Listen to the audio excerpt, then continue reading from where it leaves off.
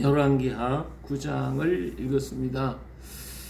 자, 이 9장에서는 아합의 집의 완전한 멸망을 볼 수 있게 되죠.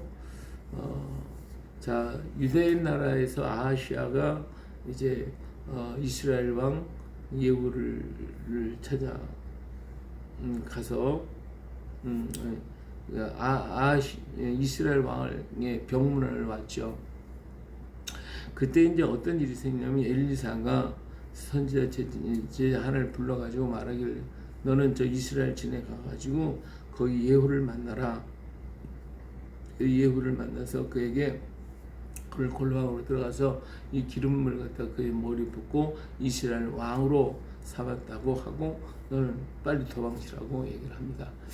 자, 엘리사의 생도 중에 한 사람이 기름병을 가지고 이스라엘 진에 가지요.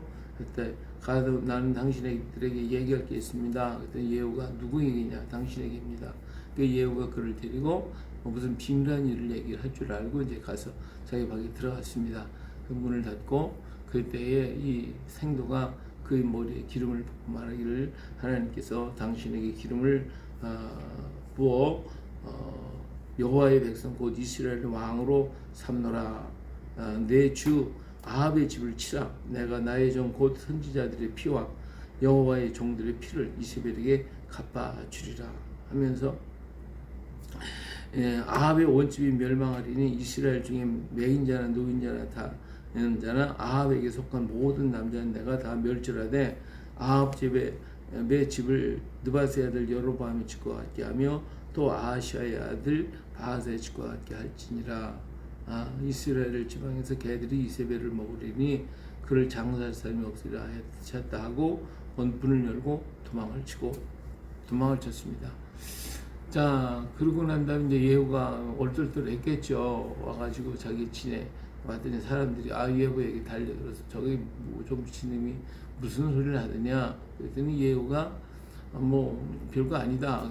좀 얘기해라. 우리도 잘 모르겠으니까 얘기하라. 그랬더니 이 사실을 쭉 얘기를 합니다. 그랬더니 그들이 깜짝 놀라가지고 자기들이 겉옷을 벗어가지고 도로에 놓고선 예후를 앉히고 이스라엘 왕이다 하면서 예후는 왕이라 하면서 왕의 만세를 부르게 되죠.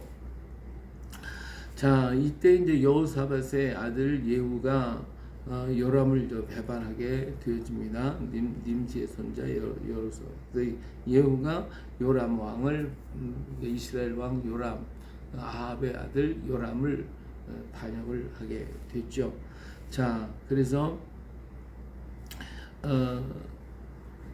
예후가 뭐라고 얘기를 했냐면 여기서 아무도 요람에게 가서 얘기하지 않도록 해라 하고 그걸 단속을 한 다음에 모든 군사를 정비해가지고 이스라엘 땅으로 달려갑니다. 요람 왕이 있는 곳으로 가서 요람을 이제 처리해야 되니까 그들이 달려갔죠. 그때 이제 아하시아가 요람을 방문해서 이제 병문안을 하고 둘이서 같이 이야기를 하고 있을 때에 파수꾼이 가만히 보니까 저기 병거들이 군사들이 막 온단 말이에요. 그래서 왕한테 보고를 해요. 군사가 옵니다. 그러니까 뭐냐 빨리 사람을 보내서 좀 알아봐라. 사람이 가서 알아보니까 뭐라 그래요? 요람이 아합이 얘기 너는 뒤로 올라가서 내 따르라 하고 오질 않네. 두 번째 또 사람이 역시 마찬가지예요. 그러니까 요람 왕을 보고하니까 요람과 아하시아가 일어나서 병거를 타고 누구냐 막으러 가자 가서 보니까 예후가 오는데 자 예후에게 맞아가지고 어떤 일이냐 그랬더니 예후가 말하기를 내 어머니 이세벨의 음행과 술수가 이렇게 많으니 어찌 평안할 일이 있으랴 하고서 그를 대적하자 요람이 아이고 이거 반역이구나 하고서 뒤돌아서 도망을 칠 때에 예후가 활을 들어서 그에게 쏘니까 등 뒤에서 맞았겠죠. 그래서 자기 심장을 관통하고 말았습니다. 이렇게 해서 거기서 쓰러져 죽었고 그 다음에 아하시아도 막 놀래서 도망가니까 저도 잡아서 죽여라 해가지고 아하시아도 병문안 왔다가 그만 무기토급죄에서 죽임을 당하게 되고 말았습니다. 예후가 이스라엘 궁궐로 들어와가지고 그때 이세벨이 거기 있을 때 이 아합이 소리를 지르죠. 예후가 소리를 지르죠. 누가 내 편이 없냐? 그랬더니 내 시들이 이렇게 돌아보다가 이미 기울이진 걸 알고 이세벨을 던져버려라. 그러니까 이세벨을 번쩍 들었다. 거기가 아마 2, 3층이 되는지 그곳에 올라가 거기서 애 던지니까 그만 떨어져서 죽게 되어졌습니다. 그 시체를 개들이 와서 먹었다라고 하는 것을 여기서 말씀해 주고 있죠. 자, 이렇게 이제 그 이스라엘을 향한 하나님의 그 예언이 그대로 이루어지고 있어요. 이세벨이라고 하는 이 또 악독한 여인으로 말미암아 이스라엘이 망하게 되어 있기 때문에 하나님께서 그들을 전부 멸하시는 모습을 우리가 볼 수가 있죠. 또 아하시아도 여로보암이 그만 아합과 연 관계를 맺다 보니까 아하시아의 어머니가 이세벨이 딸이 되었고, 그래가지고 아하시아가 그만 그 사상을 받아가지고 아합과 더불어 이스라엘과 더불어 화친을 맺고 가서 왔다 갔다 같이 왕래를 했다 그 말이에요. 자, 이러한 일들이 결국 좋은 것 같지만 결국은 이 거짓 평화는 이스라엘을 망하게 만들고 저 유다를 망하게 만들고 그들에게 재난이 다가오게 만들었단 말이에요. 아시아도 역시 마찬가지로 왔다가 결국은 요람 때문에 망하는 거잖아요. 결국은 이렇게 악의 무리와 함께 동행하다 보면 결국은 같이 죽게 되어지는 이런 안타까운 모습을 우리가 볼 수가 있습니다. 그렇기 때문에 하나님이 원하시고 하나님이 기뻐하는 그 자리에 우리가 서서 그 하나님과의 교제가 이루어져야지, 그렇지 않고 하나님이 버린 자식인 자를 가까이 하다 보면 어때요? 나까지도 해를 받게 되어지는 것이죠. 이렇게 해서 아시아도 역시 요람과 함께 죽임을 당하는 이런 비극적인 역사가 일어나게 됐다라고 하는 것입니다. 하나님께서는 때때로 이런 모든 문제를 정리할 때에 하나님은 예호를 이렇게 들어가지고 이스라엘의 그 모든 죄악을 쓸어버리듯이 하나님은 때때로 위기 때마다 어때요? 사람을 택하시거든요. 사람을 세워가지고 그로 하여금 그 일들을 이룰도록 만들어 가시는 것이 하나님이 하시는 일이란 말이에요.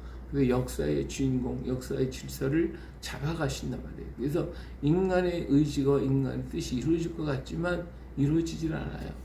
사람이 아무리 계획하고 행한다 할지라도 이루시는 이는 여호와 하나님이시거든요. 하나님 역사의 주인공이시고 하나님이 모든 역사를 이끌어가는 것이 하나님의 뜻이기 때문에 그런 것입니다. 오늘날 우리 이 땅에 수없이 많은 인공지능이 발달되었고 휴먼 로봇을 해서 사람을 똑같지도 않고 사람처럼 행동하고 사람처럼 말하고 하는 이런 것들이 지금 계속해서 연구가 되고 있는데, 앞으로는 아마 사람과 똑같은 그런 모습의 휴먼 로봇들이 뭐 그냥 길거리를 쓸고 다니고 집집마다 골잡고 집집마다 거리마다 그런 휴먼 로봇들이 다니게 될 것입니다. 그러나 그 휴먼 로봇들이 아무리 똑똑하고 잘나고 힘있고 능력이 있다 할지라도 그들이 모여가지고 얘기하기를 우리가 우리 길로 가자 하고 자기네들 길로 간다고 할 때에 사람이 볼 때에 이건 아니다라고 하면 어떡하겠어요? 그들로 하여금 그를 할 수 없도록 막아버릴 거예요. 그래서 결국은 그들이 행하였던 것들이 잘못됐을 때는 그것을 조정하는 사람들이 다 그걸 갖다가 파괴시키거나 그걸 하지 못하도록 막아버릴 거라 그거예요. 마찬가지예요. 우리 인간이 아무리 똑똑하고 잘났다도 하나님이 만드셨거든요. 하나님이 우리를 주장하시거든요. 그러니까 하나님께서 우리가 내 멋대로 가게 되면 어떻게 내버려 두겠어요? 이게 아니에요. 하나님의 질서와 하나님의 역사를 깨뜨려 보려고 하면 하나님이 가만두질 않죠. 그들을 다 멸하시고 그리고 하나님이 원하는 방향으로 끌고 가실 것은 자명한 일이에요. 우리 인간이 휴먼 로봇 만들어놔서 인간이 원하는 그 길로 안 가고 다른 길로 가게 되면 그걸 멸하죠. 없애버리죠. 그리고 갈 것입니다. 그리고 만약에 인간이 휴먼 로봇들이 자기들끼리 모여가지고 저 인간이 우리를 괴롭히니까 다 없애버리고 우리끼리 살자. 그래 인간을 전부 다 죽여버렸다고 합시다. 그러면 어떻게 되겠어요? 인간은 하나도 없고 지네끼리 모여서 우리끼리 살자. 그럼 그들의 삶의 목적이 있겠어요? 그들은 인간이 있기 때문에 존재하는 것이지 인간이 없다면 존재할 가치가 없게 되는 거예요. 그들 스스로가 망하게 되어지는 것이 휴먼 로봇의 삶이란 말이에요. 똑같아요. 하나님 인간을 만들었어요. 인간이 누구를 존재해요? 하나님을 위해 존재하는 것이거든요. 근데 인간이 하나님 없어버려. 하나님 없어도 우리끼리 살자 하고서 가면 인간이 하나님이 없는 세상에서 살아가겠다고 하면 어떻게 돼요? 인간의 생존 목적이 사라지는 거예요. 아무리 철학과 뭐가 발달했다 할지라도 인간의 생존 목적을 잃어버리게 되면 살 수가 없는 거죠.